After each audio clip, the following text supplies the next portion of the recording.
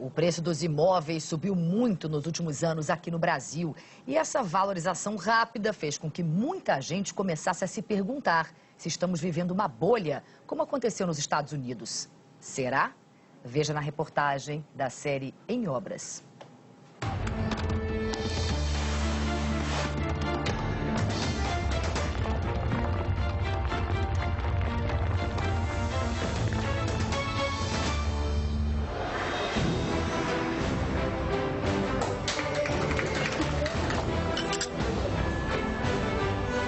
No Brasil, se vendeu tanto imóvel como agora nos últimos 4 ou 5 anos.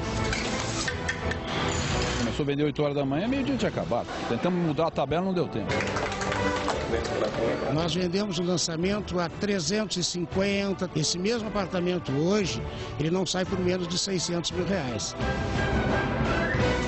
O preço de um apartamento depende do tamanho do imóvel, do estado de conservação, do material usado, dos acabamentos, mas principalmente da localização. Se você quiser morar na praia do Leblon ou de Ipanema, aqui no Rio de Janeiro, prepare o bolso. Um imóvel aqui pode custar até 32 milhões de reais. Você ouviu direitinho, 32 milhões de reais. Foi exatamente por esse preço que um apartamento de 600 metros quadrados foi vendido naquele prédio. Aqui no Rio, por exemplo, você vai na Zona Sul, você não tem mais terrenos para edificar. Então, nessas regiões, tem uma valorização, mas é aquela lei de mercado, de oferta e procura. Esse aumento de preços não é um fenômeno apenas do Rio de Janeiro, não. Brasília também teve uma valorização impressionante. Na região do Plano Piloto, com certeza o valor médio está um pouquinho acima ainda do Rio de Janeiro, porque a renda é maior. O que acontece é que o Plano Piloto de Brasília está completamente asfixiado. A única alternativa é procurar sair do Plano Piloto. Bairros inteiros vêm surgindo em várias cidades brasileiras. Aqui em Brasília, um dos destaques é Águas Claras. Até a década de 90 não havia nada aqui, era um imenso matagal. De lá para cá, tudo mudou. 800 prédios brotaram do chão. O número de moradores aumentou quase 4 vezes. Agora são 150 mil habitantes. O mercado imobiliário brasileiro está tão aquecido que tem gente que acha que podemos viver uma bolha. Ela acontece quando os preços sobem tanto que quem comprou não consegue mais pagar pelo imóvel. A primeira consequência é a redução na procura por financiamento e logo depois a queda dos preços num efeito dominó.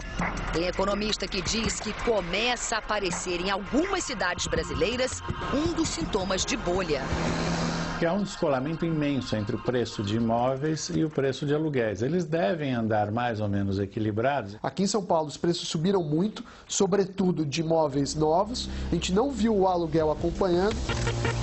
Em 3 anos, os imóveis em São Paulo ficaram 85% mais caros, enquanto o aluguel subiu menos de 40%.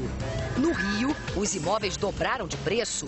Para alugar também subiu, só que numa velocidade bem menor. O perigo do valor do aluguel muito baixo é desestimular a compra.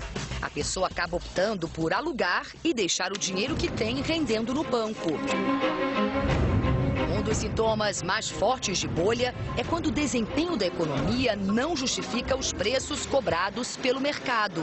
E isso não acontece aqui no Brasil. O sistema financeiro brasileiro é sólido e a família brasileira está com um crescimento de renda bastante forte. Então é isso, na verdade, que está explicando esse aumento de preços muito forte que a gente teve no passado recente. Eu acho que não existe bolha no país, nem de demanda, nem de crédito.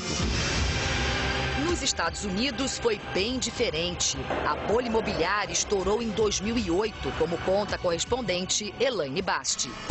Aqui nos Estados Unidos, a crise começou com um superaquecimento do mercado imobiliário. Com muito crédito disponível, muita gente decidiu comprar casas apostando na alta dos preços. E eles realmente subiram. Alguns imóveis tiveram preço quadruplicado. Aí a bolha estourou e até agora o país não se recuperou desse baque. muito dinheiro para emprestar, os bancos não eram rigorosos na seleção e davam crédito até mesmo para quem não tinha como comprovar rendas. Por exemplo, o americano ia ao banco e financiava uma casa no valor de 300 mil dólares. Como os imóveis na época estavam se valorizando muito rápido aqui nos Estados Unidos, em pouco tempo a casa valia bem mais, vamos dizer 400 mil dólares.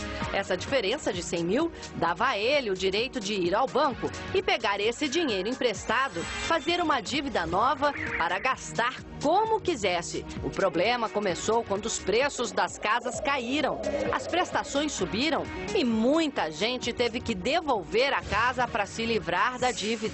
Conclusão, os bancos tiveram que leiloar os imóveis. Com muita casa sendo vendida, os preços despencaram. Segundo Jonathan Miller, que é presidente de uma consultoria especializada em mercado imobiliário, o preço dos imóveis hoje nos Estados Unidos ainda está em média 30% abaixo do pico alcançado em meados de 2006. A bolha estourou 2 anos depois, em 2008, atingindo todo o sistema financeiro. E até agora, o mercado imobiliário não se recuperou. A nossa realidade não é nada parecida com a americana.